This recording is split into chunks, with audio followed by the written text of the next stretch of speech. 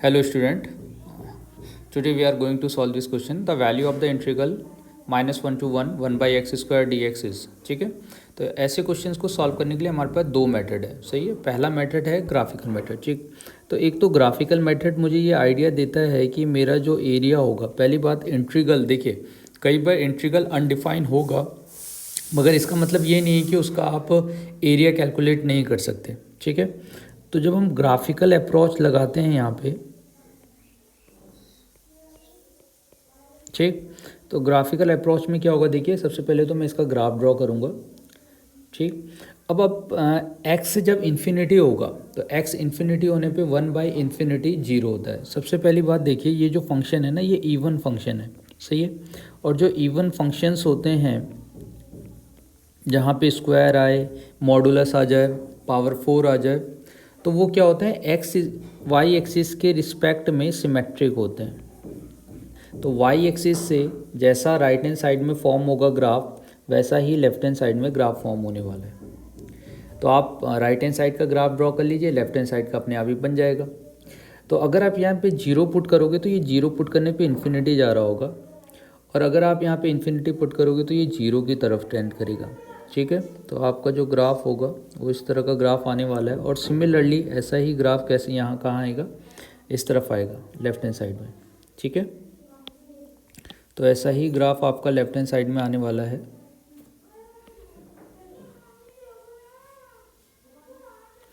ऐसा हो जाएगा। ठीक, अब आप ये देखिए, क्योंकि आपको एरिया कैलकुलेट करना है माइनस ऑफ 1 to 1 के बीच का एरिया कैलकुलेट करना है। ये एरिया कैलकुलेट करना है आपको। ठीक है, सिमिलरली यहाँ पे आपको जो एरिया मिल रहा है, ये एरिया कैलकुलेट करना है।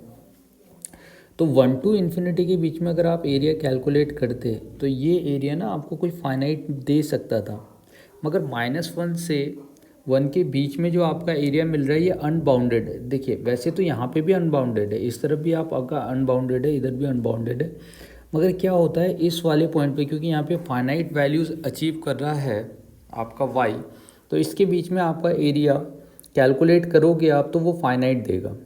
मगर इस केस में जब आप एरिया कैलकुलेट करोगे, ठीक है, तो वो आपको इनफाइनाइट देता है।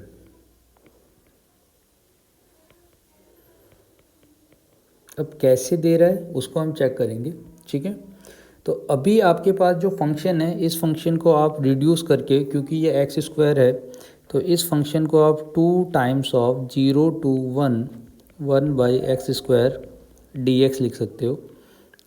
सही है ना, क्योंकि इवन फंक्शन है। देखिए जैसा आपका ग्राफ इस तरफ आ रहा है वैसा ही ग्राफ इस तरफ आ रहा है, तो सेम है। तो आप 0 से 1 तक का इंटीग्रल कर लो और उसके बाद उसका 2 टाइम्स कर दो।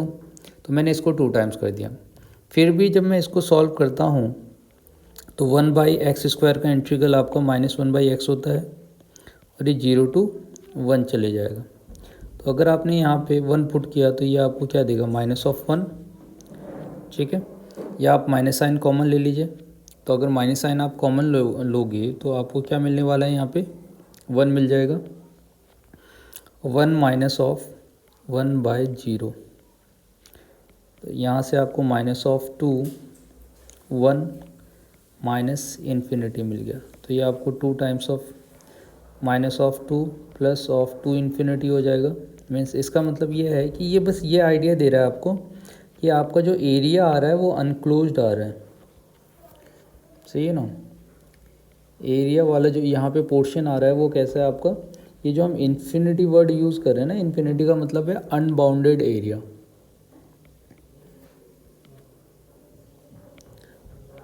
अनबाउंडेड, ठीक है, तो आपका जो एरिया आ रहा है यहाँ पे अनबाउंडेड आ रहा है।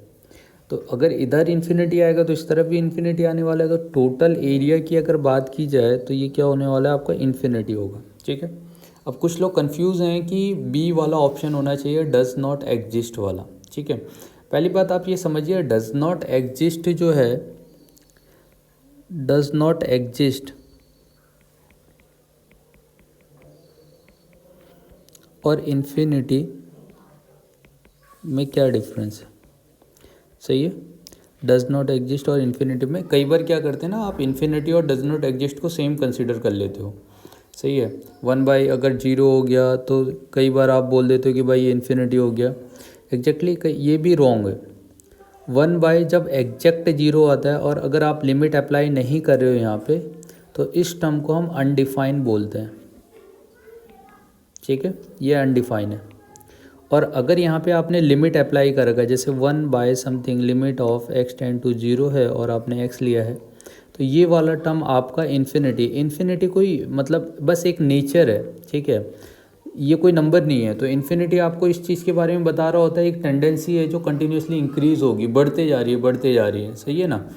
तो यहाँ पे डज नॉट एग्जिस्ट आने का कोई सवाल ही नहीं उठता कि भाई इसका जो एरिया आएगा, area under the curve of this ना, तो जब आप एफ ऑफ डी एक्स करते हो और एक फाइनाइट इंटीग्रल ले लेते हो -1 से 1 जैसे आपने ले लिया यहाँ पे, तो एक फाइनाइट लिमिट के अंदर अगर आप इंटीग्रल कर रहे हो तो वो क्या दे रहा है, वो एरिया अंडर द कर्व दे रहा है।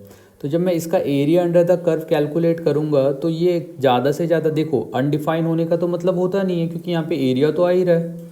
तो अगर इसके बीच में कुछ ना कुछ एरिया आएगा तो डज नॉट एग्जिस्ट का कोई सेंस नहीं बनता। तो इसीलिए आपका जो आंसर होगा, करेक्ट आंसर, वो क्या हो जाएगा आपका डी। तो D is the right answer.